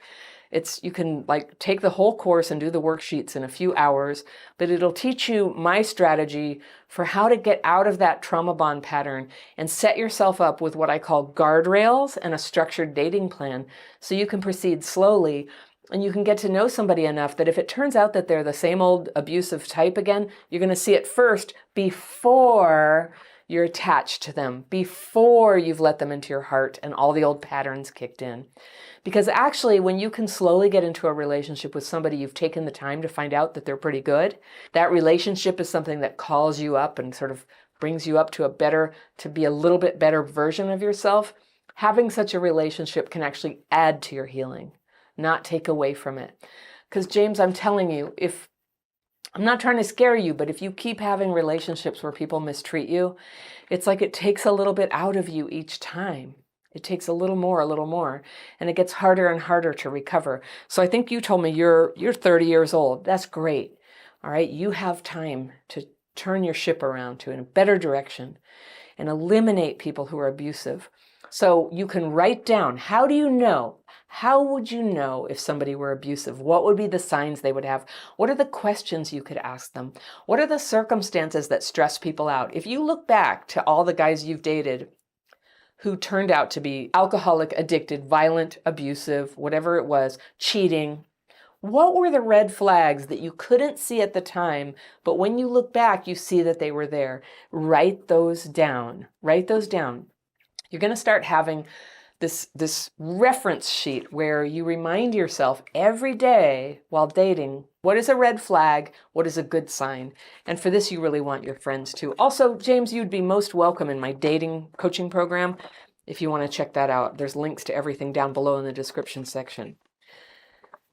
But I want you to have hope. I want you to have hope, and I want you to build up enough energy to conceive of this being a time when you shut the door on all the patterns of the past, and you begin to carve out a life where you get to become who you really are. Who you really are is good and lovable and deserving of kindness and peace at home and support. And I know it's easy for people to say that it's a whole different thing to kind of grow it inside. I'm going to say it anyway, James. I'm going to say it anyway. For whatever reason you wanted me to give you guidance, I'm going to tell you that's the truth. But to let it in, part of it is shedding the old behaviors, the old fears and resentments. My daily practice, I really encourage you to use that. If you end up on a Friday night and you don't have anywhere to go and you're feeling tempted to call this guy, you can take out your paper and use my daily practice to start getting those feelings out on paper. out on paper. You will be amazed how much your emotional state can be like brought back to center. It can come back from that edge and that dark thinking that you shouldn't even live because some abusive guy is not in your life. No, no, no, no. Those feelings, they go on paper. You ask for them to be removed. You take a rest in meditation, and usually what happens in your evening meditation is, you feel kind of sleepy. Maybe you watch a TV show. Maybe you, chat with somebody, text them or something, and then go to bed. It's a good night. It's a good night when you can heal and take your time to become the person who's ready to choose someone who loves you. All right? So I hope that helps. Unfortunately, it can be very easy to take advantage of people who were traumatized as kids and make them think that some uncomfortable or painful or exploitative situation will lead to being loved. Now, when you haven't been loved properly, almost everyone becomes vulnerable to manipulation because love and being included is something we all want so much. We need it. And one way that manipulative people can take what they want from vulnerable people is through spiritual bypassing. They give you spiritual or ideological reasons why, even though your red flag detector is flashing, you should go against your common sense and accept bad treatment, stay stuck in a bad situation, and in many cases, consent to continued exploitation. Now, I'm talking about certain religious or spiritual or new age or personal development ideas out there that are totally common and widely believed, but that are really not true. And I'm not categorically against religion and spirituality and personal development. I'm into those things. But I've seen way too many cases where people who are primed by the neglect and abuse they experienced as kids fall prey to just BS ideas. Not only manipulators, but sometimes by themselves. They tell themselves these fake ideas in order to keep hope alive. That even though everything is terrible now, hope is just around the corner. It's all going somewhere good. And the worried and skeptical gut feeling inside is just a personal failing that has to be overcome. So just for a quick example, the idea that everything you experience, you created, unconsciously in your mind maybe, so that you could learn from it. All right? And I know this is an idea held very innocently by many people, just trying to take responsibility for their thoughts and not trying to manipulate anyone. But when someone has had their perception messed with, which is often the case with people with CPTSD, ideas like this can become a kind of magical thinking that leaves the door wide open to people who love to push this kind of idea so that they can take something from you, your money, your hopes for a relationship with them, and then totally let you down and tell you that you created the situation because you wanted it. And they were just helping you, right? Helping. Have you ever had someone play that game with you? Ugh. Maybe you went along with the magical thinking because, thinking that you created some terrible situation is a little easier than facing that you're actually being emotionally ripped off and that the right thing to do is to get out of there. Because this person is an a-hole who doesn't care about you, and you're both using magical thinking to keep you from seeing the obvious, which you don't want to see because it scares you, it makes you feel foolish, it threatens you with being alone. And that's the truth, that you actually are alone, not loved like you hoped and were led to believe by this person, but alone, back in that space. I'm here to help you develop a BS detector that enables you to, yes, learn new ideas and listen to people, but not get sucked into magical thinking that's going to cost you all your boundaries and that good open-hearted possibility of real love that is inside you. I want to show you how to protect that hope and tenderness in you because that is the very reason why someone's going to fall in love with you.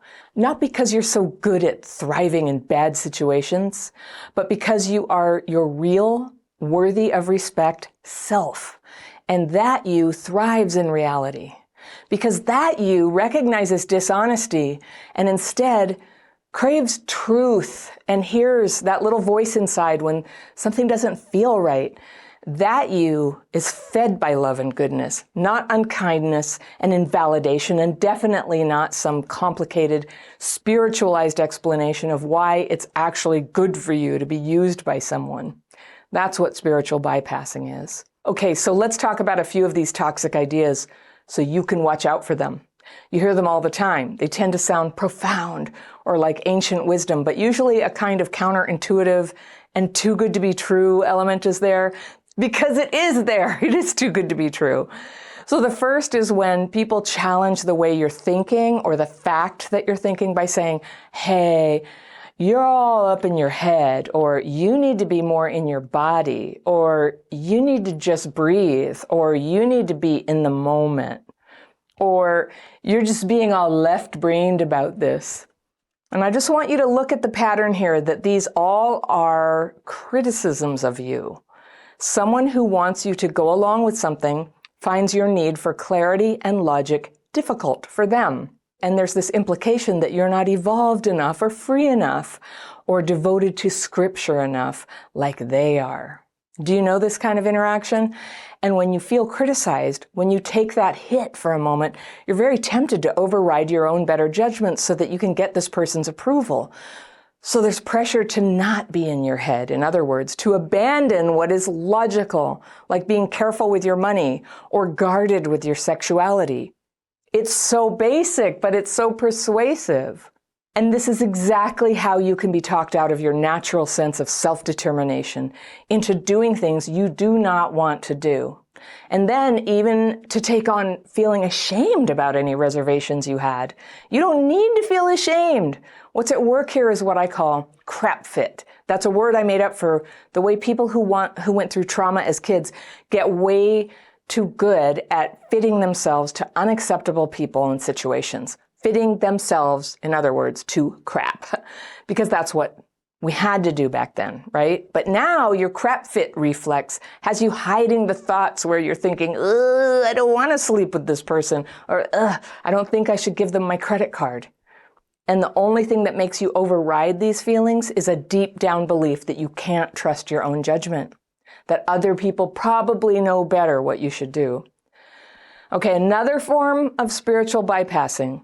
You're right where you need to be. Now, I understand what the meaning behind this is supposed to be. Life's a journey, there's suffering, we all learn from it. That's all true.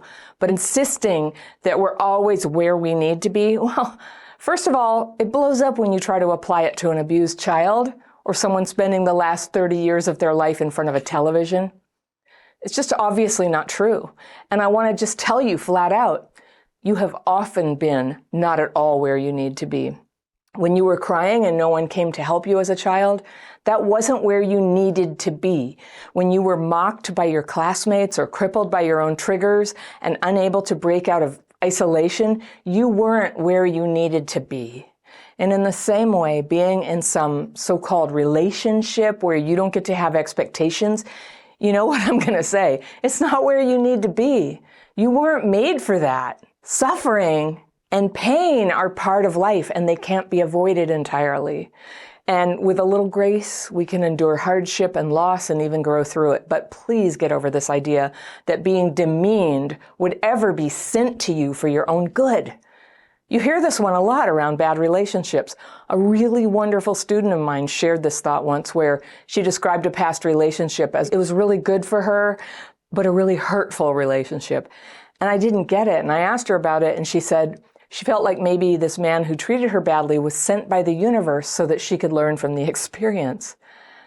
And I get it. I see the little tiny kernel of truth here that sometimes we are so far off base that it's only through a terrible experience that we will course correct and get clear about what we want.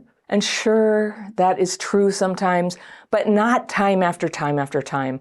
I can't tell you how many times people I've coached, people in some horrible situations where they were hoping for love, and what they got instead was to be cheated on and gaslit and left, more hurt than they were when they first met the person who treated them like that. That's not learning, and it's not a gift. It's not a mirror. It's not something from the universe. It's crap fit. That's what it is. It's you trying to make sense of absolute crap. Hiding from your own shame about it, not being straight with yourself, basically because what's getting triggered there is an abandonment wound that makes it very, very difficult to face reality and just know, like, it's over, I shouldn't be here. It can be very hard to deal with when you have those kind of wounds growing up. I'm telling you, if you're willing to second guess yourself about bad treatment, people who treat you badly will have a funny way of showing up at your door. If what you want is a loving, committed relationship, crap fit has no place in your life. Relationships that leave you feeling ripped off and demoralized are not learning experiences. They're crushing you. They're sabotaging the happy openness that is you, that is the only thing about you that anyone is ever going to fall in love with. You being freely yourself. Now, if you're not clear what constitutes a good person or a good relationship, that's got to be your first order of business, because your vagueness is where the bad people get in like flies through an open screen door. You've got to get out of vagueness. You've got to be clear what your actual standards are. What kind of behaviors in other people need to be a red line? What are the green lights? One thing that used to be a problem for me, I had a blind spot around people's addictions, at first anyway. And twice I ended up in relationships with people who developed, or in one case already had, a serious addiction. And it was a nightmare. If you've taken my courses, you've heard the story of how my life got dragged down by that and how I eventually got myself back.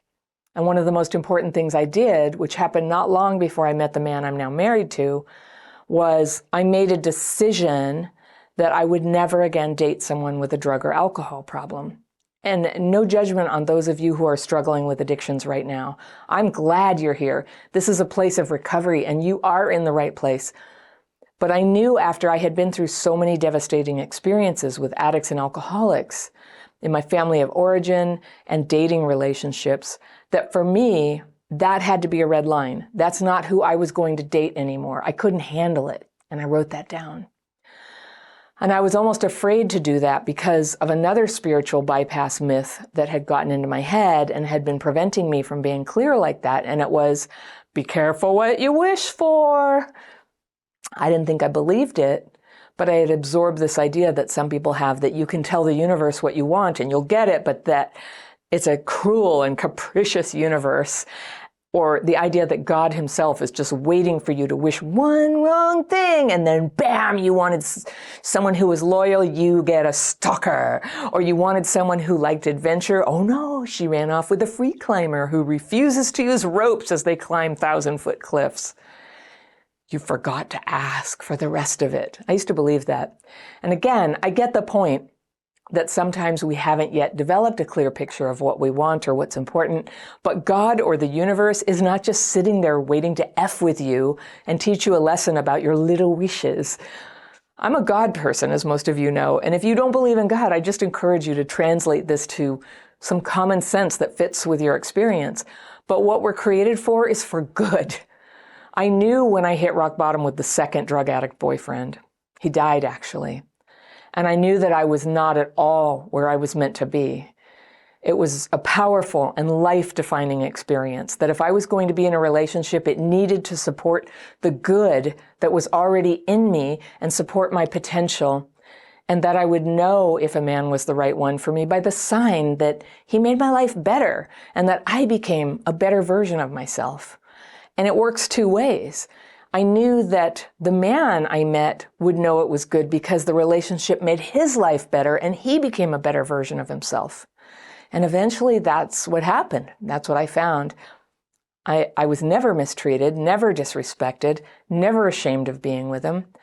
And that's what God wants for me, is to be loved and befriended and supported in becoming who I really am. And that's what I do for my husband. That's what he does for me. And here we are now. Look what's happened. I get to be here with you too. So the universe is not a slot machine. It's not Amazon.com. You don't place orders and then see if you got ripped off by some sneaky deity in the sky.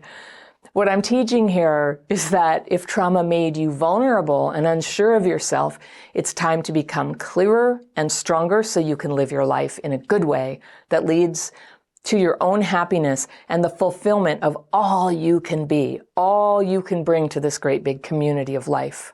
One way that some people react to their trauma is to shut it down. And this is a form of the urge to control. You can control your feelings, your life, and sometimes most destructively of all, trying to control other people. And this is one of the 3 relational patterns that I've noticed so much in traumatized people: escape, cling, and control. And everybody has a little of each, even non-traumatized people. But those of us who were abused or neglected as kids can lean in pretty hard into one of those. Now, me, up until I was about 30, I was a controller, and that tendency helped me to survive.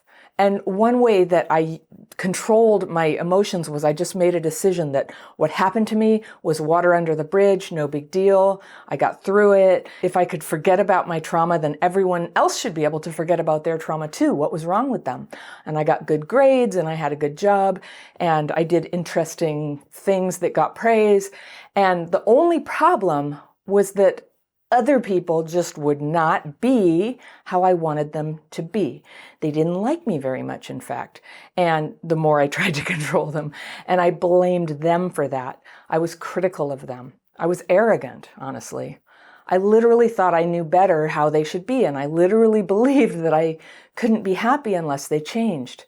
And I would have been happy to just stay up on my high horse like that for the rest of my life. But for better and worse, my trauma got the better of me. And I had a few bad things happen, and it hit me like a piano falling. I was suddenly buried in emotional pain, and I couldn't function. I couldn't bury it. And I now know that what was happening to me was that my childhood PTSD symptoms had sort of come out like a genie out of the bottle. And it was humbling. I was very lonely too, and it was hard. And ultimately, because I went through that and also learned to heal, it opened up my heart and mind to be able to live in reality, in truth, to have a little understanding for what trauma is, you know, what it did to me, what it does to other people, and how we find our way toward healing. So I got a letter this week from a woman I'll call Sandra, and she says, "Dear Fairy, thank you for all you do. I write to ask advice about my relationship with my partner of over 5 years, Adrian." That's not his real name, she says. "He's kind, loyal, outrageously funny, intelligent, and a considerate man who has CPTSD, paranoid tendencies, and depression. And most of the time, our interactions are mutually stimulating, loving, and respectful. We're both high-level musicians, and it is such a delight to make music together. However, at times, even when we have been having a positive interaction, his mood changes suddenly, and he can be defensive, judgmental, sulky, condescending, and downright trolling." Okay, got the fairy pencil. I'm going to just circle some stuff. I'm going to read all the way through Sandra's letter. Then I'll go back into a couple things I circled so we can talk about what's going on here and see if I can help. All right. "The moodiness is often in response to a mild critique of an idea he has posited or something he is attached to. For clarity, my critiques are only of an idea, not of him or his taste. He has a first-class mind for poetry, music, philosophy, but more, he's a brilliant father. His daughter is 9 years old, and we have her half the time. We are both enrolled in PhD studies, and we understand the dialectical process. I appreciate the process and find Adrian's critique really valuable, but Adrian will hear the critique as shaming, a comment on his ineptitude, which it is absolutely not. I don't think I have CPTSD. My mom was Munchausen by proxy and probably had a personality disorder. She suffered terribly as a child and as a young adult. She's basically a sweet-natured lady who never grew past 13. Emotionally, my biological father was denied contact with me after I was 4. And my mother married a decent man who became my dad. When I was 14, I became a heroin addict. I was a pretty unhappy kid and suppose I was easy pickings for unscrupulous men who I allowed to traffic me for sex. At 22, I got clean and got my girls back, 0 and 2 years old, who had been taken away by child services due to my negligence. There is more. I suppose the correct word is trauma, but I don't think of it as such. What I'm saying, right? I don't remember any of the difficult things of my past. I have found little value talking about it and can only conclude that life is complicated, but you have to crack on. I am lucky to be mostly resilient and able to appreciate the magnificence of nature, the sweetness, absurdity, and beauty of people, dogs, and art. My younger sister, Rose, now this section about her sister and mom I almost wasn't going to read because it felt like it was a digression, but I'm going to share it because I think it sheds a little bit of light on what I think is going on. All right, my younger sister, Rose, had the worst time, though. Mom was a child psychologist, and as such, had Rose declared intellectually disabled. While Rose is on the autistic spectrum, she is very capable, currently completing a master's in early childhood education. Because I escaped Mom's stranglehold mid-teens, Rose became Mom's support and learned that her only value was in agreeing with Mom. In return, Mom gave Rose money, restaurant dinners, and let her stay in the other house, paying a quarter of rental market value. Now Rose has become an alcoholic and does not know how to articulate her emotions. Perhaps because she was not encouraged or allowed to have any, only to validate Mom's emotions. My dad, while a good and kind man, was largely excluded from having an opinion, disciplining or advising us as children because he was Indian and had experienced racism since he came to our country as a child. He felt unsure of his place and presumed Mom knew what she was doing. But it was due to his support that I was able to recover, get my girls back, and to complete an undergrad and master's degree. In any case, I've been very skeptical, even cynical regarding CPTSD. Seeing people born into situations rife with poverty, abuse, and neglect made me distrustful of middle and upper class white people claiming that their comparatively privileged situation was abusive. It struck me as a probably unconscious way of gaining sympathy or some sort of concession. I suppose I compared Adrian's testimony with some of my own experiences, which most people would say was objectively much worse, and reasoned that sensitivity was probably much more to do with genetic differences than unpleasant but normal childhood experiences. One researcher defines trauma as brain indigestion, a neat way of acknowledging that trauma is at least to some degree subjective. Partly my lack of generosity is in dismissing Adrian's claims of CPTSD was frustration and sadness at his excessive self-focus and fragility, his casual attitude regarding the many ways I support him, for instance. I have his daughter a significant amount of the time so that he can play music at night. Not that that's a bother. She's a dear kid with a kind heart and lively intellect. Adrian's moodiness left me feeling unappreciated, so I broke it off about 5 months ago. I became sick and was basically bedbound for a month. Unasked, Adrian came over often to look after me, walk the dogs, cook clean for over a month. I still loved him, but was resolved it could not work between us. Our communication was too disrespectful on both sides. I did not want to spend the next 2 or 5 or 30 years feeling resentful and fearful so much of the time. Even so, I knew we would always be friends, so I educated myself on CPTSD. I have since become much less ignorant. I think I understand Adrian much better now. Research allowed me to be more patient, not to take things personally. I see now that my dismissal of Adrian's experience was unkind and made him feel ashamed, to no good end. The daughter, the 9-year-old, would come over in that time too, and I worried that we were giving her mixed messages about relationships. Even so, we decided we would get back together provisionally and try and sort things out properly once my health was in order. And she says, I'm on a waiting list for an operation which will happen sometime in the next few months. I suppose we slipped back into a relationship anyway. Through researching CPTSD, I've found new strategies that have broken some of our problems. However, patience is not inexhaustible, and I've noticed that my old patterns of frustration are returning in response to his moodiness. I want to say the old things that never worked. Quit whining, grow up, just get over it, you're being a whinging baby, etc. I do the daily practice, and it helps. But as this problem involves both of us, I must either make peace with absorbing Adrian's excesses, crap-fitting, or addressing it once and for all. He always apologizes, and sometimes I can see that what I said may have been insensitive, but the apologies seem redundant, as I don't think he will ever change. I'm willing to take responsibility for my part and understand that people have different ways of coping with past traumas. How do I keep my newfound equilibrium when Adrian becomes insecure or defensive? How can I make him understand that his moods are oppressive and exert an unfair power dynamic of control. That is, if I don't laugh at a joke, he might punish me by over-explaining in a superior tone. Or if I don't agree with him, he might become overly sarcastic or correct my grammar.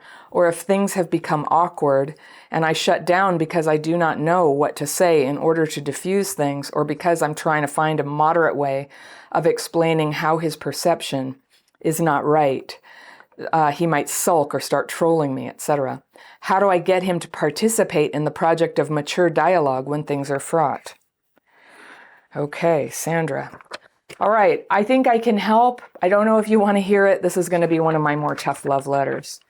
When I introduced your letter, I said, I know what it's like to completely stuff down feelings and just get into controlling other people as a way to try to make reality how you want it.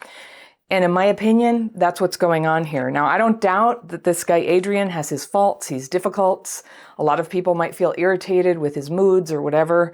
But what troubles me about your letter is that you flat out expect that this is something that people can or ought to be able to control in other people. And so as I was reading your letter, it just, it reminded me of like Spock on Star Trek.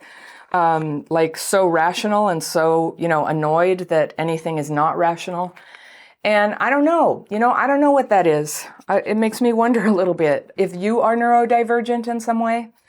And that could be why you have so much difficulty understanding why other people are affected by trauma and it just doesn't make sense to you. That is one explanation. I don't know. You don't mention that. You seem to feel really happy and satisfied with yourself. So I don't want to mess with that. You're happy and satisfied with yourself. I don't think it's right for you to be with somebody where you have criticisms this deep and to sort of demand that they change so that you're comfortable with them. It doesn't sound like something that can be fixed. But I want to go deeper with you because what I notice when you describe your family is that things were quite terrible. You compare yourself to other people who struggle. It's like, I had it much worse. So you know that you had it bad. The fact that you can't remember the traumatic events is very telling. And also, what I notice when you tell these stories about your family is you have a mistaken idea, like you're describing behaviors they have, which is fair, but then you read their mind about what it means. You read their mind about what their intention is and what they actually wanted and the only reason they do this.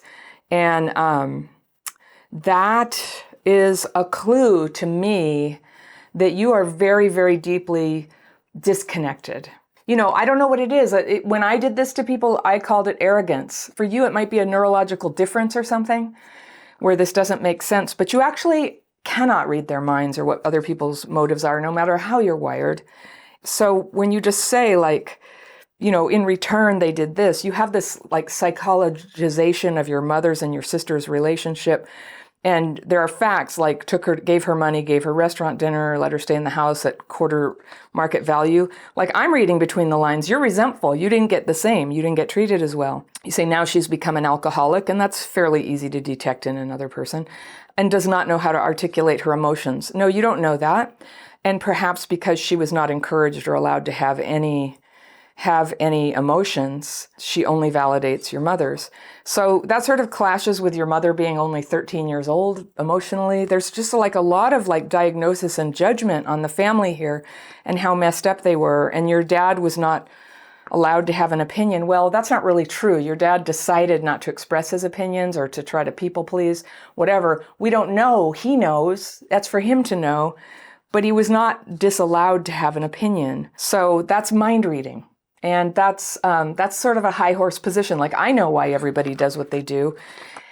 And here's what I'm calling you on. You're like really looking down on other people. And you're thinking like, I have it all together and these people are all messed up. And I just think that might be working for you now. But given what you've been through, like you were a heroin addict, I'm really curious about like, wait, you have 2 daughters. They were taken away from you at 0 and 2 years old. That's a grave trauma done to them, very grave. Now, you may have gotten off the drugs and gotten them back. I'm not hearing what I would expect to hear about some sort of sensitivity about how your actions have hurt others. So you sound like somebody who would be very, very hard to be with. Another thing you said was this thing about we understand the dialectical process. And the dialectical process is like an academic approach to when two people are bringing differing opinions together to work them out. And you appreciate it, and you like his critique and you think it's valuable, but when he hears it as shaming, a comment on his ineptitude, which it isn't. You know what? I kind of believe Adrian on this one.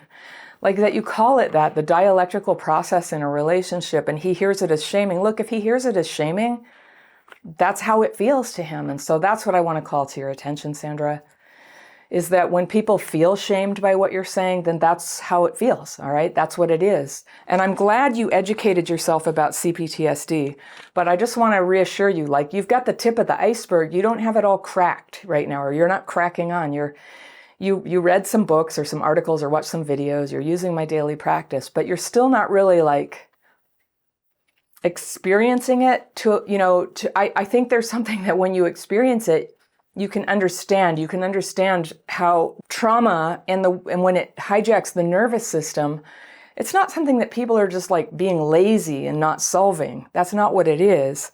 They're not just like failing to rise to the occasion. I think you get that. Your questions at the end, though, is how do I make him understand? How do I make him participate in this project of mature dialogue? And I think that you can't make people do anything. But if you did want to have mature dialogue with him, you've got to be sensitive to the fact that your criticisms make him feel ashamed. All right? That would just be like, for starters, to open your heart to your effect on other people. I read your letter. I relate to your frustrations. I think many relationships, some of the stuff you describe, like, my husband has some of those traits. I get frustrated with them, but it never would work if I would just be like, that's it. I'm frustrated with you. Now change and be like me. That would never work. Like everything that gets worked out through basically empathy, tuning in, being aware of how my frustration or criticism feels for him. And that, like all human beings, he doesn't listen very well unless there is some understanding there. I know I'm being really hard on you here, but I just think you're being hard on somebody else and you asked. So one other thing was when you separated from him, so you have some medical thing and I don't know what it is and it needed surgery and maybe it has nothing to do with it, but I think it's interesting that when you broke it off and you went and lived somewhere else, you immediately got sick and unable to care for yourself. And I just gotta ask, do you think maybe that your trauma was, just unconsciously just pressing through? Because that's what it does. We somaticize our pain. You being alone in the world and having no one to look out for you, which is, okay, you had this dad. Okay, you didn't even say why your biological dad was not allowed to have contact with you after the age of 4. I assume it was abuse. Sickness is often a somaticization of, trauma that we haven't dealt with yet. And that sounds very woo-woo and touchy-feely, but there's just no way around it. We somaticize. The people who have been through a lot of childhood trauma have an extremely high rate of cancer, diabetes, heart disease, autoimmune disorders, reproductive disorders, chronic pain, and of course, the usual suspects, depression, anxiety, difficulty with relationships. So these things happen. And then he came and took care of you.